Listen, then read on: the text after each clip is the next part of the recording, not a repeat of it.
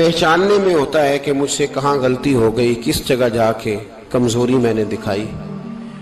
ہر انسان اچھی، ٹھنڈی، خوبصورت، سکھ والی زندگی چاہتا ہے۔ اللہ کریم نے سورہ نحل کے اندر ارشاد فرمایا من عمل صالحا من ذکر او انثی، فرمایا جو بھی اچھے عمل کرے، چاہے مرد ہو چاہے عورت ہو، وہو مؤمن، شرط یہ ہے کہ مومن ہو، فَلَنُحْيِيَنَّهُ حَيَاةً طَيِّبَةً، فرمایا ہم اسے پاکیزہ زندگی عطا فرما دیں گے، حیات طیبہ دے دیں گے اسے، پاکیزہ زندگی۔ شرط کیا ہے؟ من عاملہ صالحا، نیک عمل کرے۔ کون سے عمل کرے؟ اٹھنا بیٹھنا، کھانا پینا، چلنا سونا جاگنا محتاط ہو اس کا، وہ نیکی کرے۔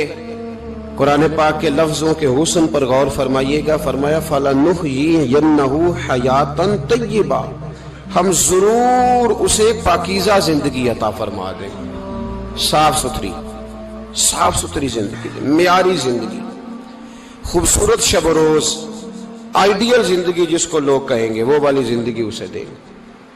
اور دوسرے مقام پر سورہ طٰہٰ کی آیت نمبر 124 میں فرمایا وَمَنْ أَعْرَضَ عَنْ ذِكْرِی، جو ہمارے ذکر سے منہ پھیرے گا،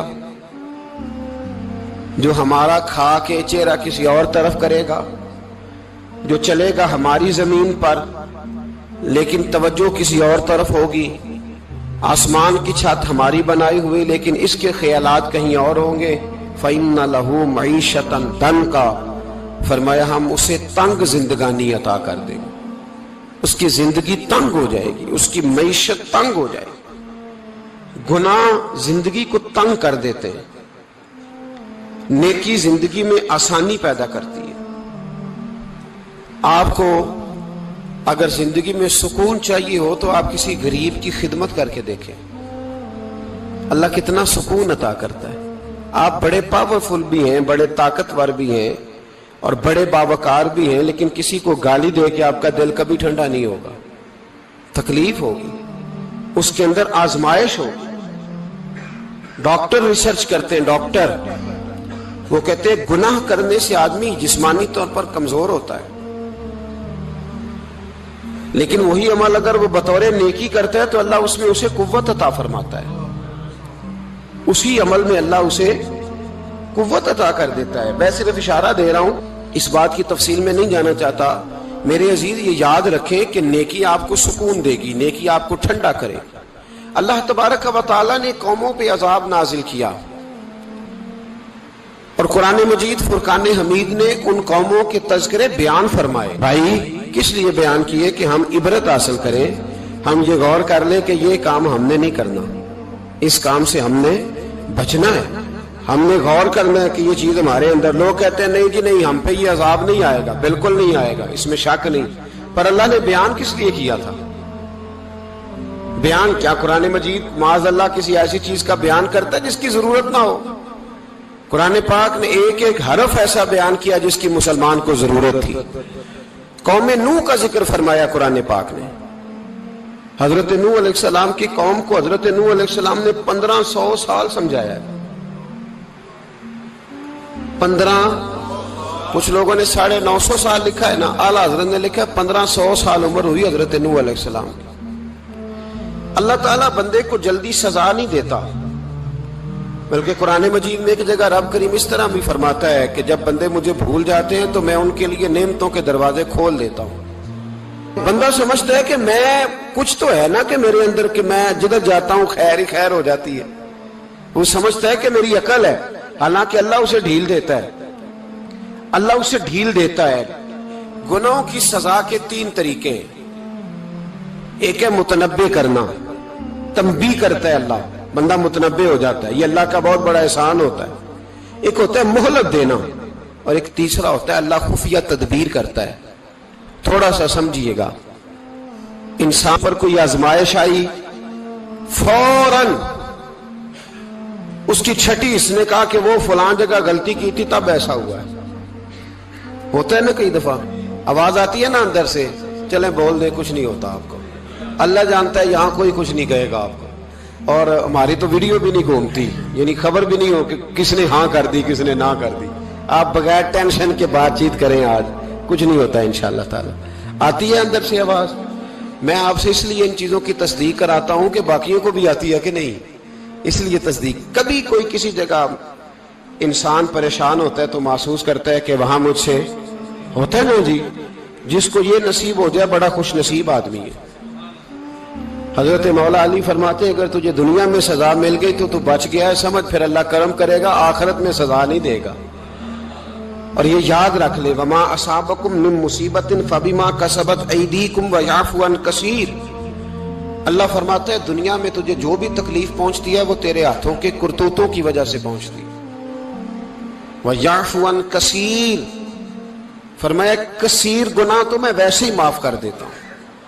یہ جو تیری زندگی میں دکھ ہے نا، یہ بھی میری قلیل سزائیں ہیں۔ یہ کثیر پر سزا، یہ قلیل ہے، قلیل یہ جو تمہاری زندگی میں تکلیف ہیں۔ انسان کو سزا ملتی۔ حضرت فضیل بن عیاض رحمت اللہ تعالی علیہ گھوڑے پہ بیٹھے تھے، گھوڑا شرارت کرنے لگ گیا،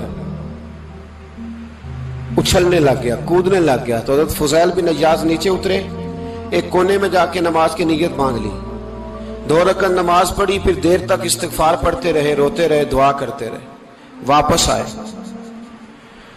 خادم عرض کرنے لگے حضور سمجھ نہیں آئی، گھوڑے نے تھوڑی سی شرارت کی، وہ بدکا ہے، آپ نے اس کو چھوڑا ہے اور چھوڑ کر کے آپ نماز میں لگ گئے۔ تو حضرت فضیل بن عیاض فرمانے لگے جب بندہ اللہ کی نافرمانی کرتا ہے نا تو جو چیزیں اس کی فرما بردار ہوتی ہیں وہ اس کی نافرمانی کرنے لگ جاتی۔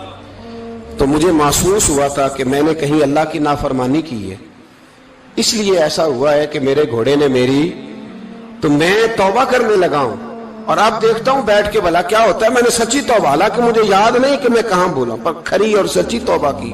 دوبارہ گھوڑے پہ بیٹھے تو گھوڑا بالکل صحیح ہو کے ساتھ چلنے لگ گیا۔ میرے بھائی، جب یہ تنبیہ ہے اللہ کی طرف سے، یہ متنبہ کیا جاتا ہے کہ تو بعد آ جا۔ بہت ساری جگہوں پہ انسان کو وقتی طور پر اگر سزا مل جائے، نبی پاک علیہ السلام کی خدمت میں ایک صحابی آئے، بات مضبوط کر دوں، واقعہ سنایا ہے نا تو کچھ لوگ سمجھتے ہیں کہ یہ واقعہ ہے، تو میں ایک حدیث پاک امام بہقی کی لکھی ہوئی عرض کرتا ہوں۔ نبی پاک علیہ السلام کے ایک صحابی آئے اور ان کا سر پھٹا ہوا تھا، خون بہ رہا تھا۔ سرکار نے فرمایا کیا ہوا؟ عرض کی حضور ایک عورت جا رہی تھی، میری نظر پڑی، ابھی نظر پڑی ہے کہ میرے آگے ستون آ گیا تو میرے سر پہ لگ گیا۔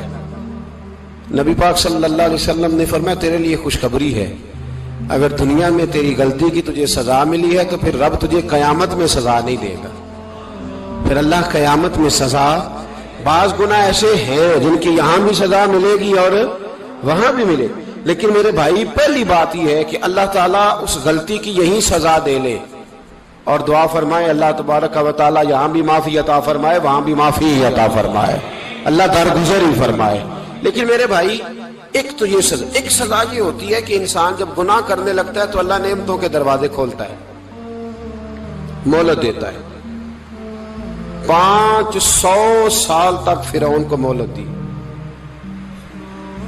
کتنے؟ یہاں جو 5 سال حکومت کر لیتا ہے وہ کہتا ہے سب سے قابل میں ہی ہوں، مجھے مہلت جو ملی ہوئی ہے۔ 500 سال مہلت دی اللہ تعالیٰ نے، اور فرعون کی قوم پر پتہ عذاب کس طرح کے آئے تھے؟ ٹڈیاں مسلط کر دی اللہ نے۔ یہ گھومتی نہیں چھوٹی سی، ہم اپنی زبان میں اس کو کچھ لوگ مختلف ناموں سے یاد کرتے ہیں، کوئی مکڑی کہتا ہے، کوئی کچھ کہتا ہے، مسلط کر دی، جاتی نہیں۔ ان پر بنی اسرائیل کے ان مقابل جو فرعون کی قوم تھی ان پر الزام اس طرح کا عذاب آیا کہ مینڈک مسلط کر دی اللہ تعالیٰ۔ برتن کھولتے تھے اندر مینڈک نکلتا تھا، دنیا کی ہر دوائی استعمال کرتے تھے لیکن مینڈک نکل آتا تھا۔ تھوڑا سا سمجھا کریں چیزوں کو، ہمارے رنگ نہیں زیادہ گورے کہ ہم پر عذاب نہیں آتا۔ کوئی بہت زیادہ اللہ تعالیٰ معاف فرمائے دولت نہیں جمع کرا بیٹھے شاہی خزانے میں کہ ہم سے پوچھا نہیں جائے گا۔ یہ مہلت ہے، مہلت کو مہلت سمجھو۔ پھر جب پکڑ آتی ہے نا اللہ کریم کی، میں نے دیکھا ہے کروڑوں روپیہ، 6 اولادیں۔ ایک شخص کے بچے باہر سے آ رہے تھے، وہ بندہ بیمار تھا، مجھے کہنے لگا حضرت جی دعا کریں میں ان کے آنے سے پہلے مر جاؤں ورنہ آ کے مجھے مار دیں گے، دعا کریں۔ اتنی بے سکونی، کروڑوں روپیہ پڑا ہے تو یہ عذاب نہیں؟ کوئی ضروری ہے کہ پتھر ہی برسیں گے تو سمجھ آئے گی؟ یہ جو سگا بیٹا بوڑھے باپ کے قریب سے گزر جاتا ہے، سلام نہیں لیتا، تو اس کو عذاب نہیں سمجھتے؟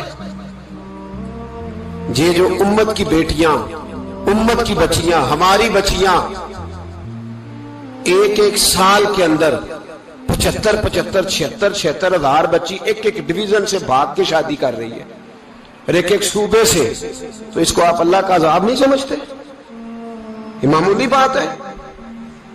نہیں ہمارے رنگ ہو رہے، ہم بڑے سمارٹ ہیں۔ 1500 سال مہلت دی نوح علیہ السلام کی قوم کو۔ کتنے سال؟ بول کے بتائیے، بول کے دوبارہ بولیے۔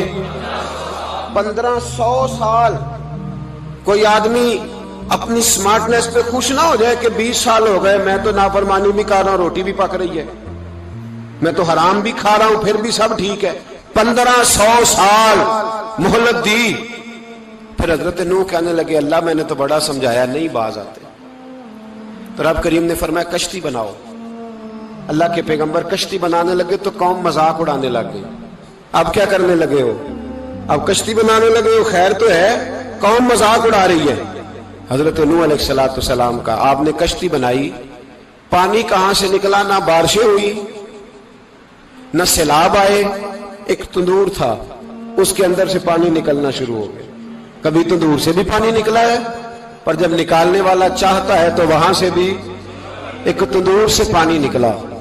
اتنا نکلا، اتنا نکلا، اتنا نکلا کہ قوم ساری ڈوب گئی۔ قرآن مجید کے صفحات شہادت دیں گے کہ حضرت نوح کی قوم کا بچہ بہ گیا، بچے صرف وہ تھے جو حضرت نوح کے ساتھ ہو گئے، تباہ ہو گئی۔ اللہ بے نیاز ہے، بے نیاز۔ 1500 سال مہلت ملے اور تو پھر بھی کہے رب بڑا کریم ہے، معاف کر دے گا۔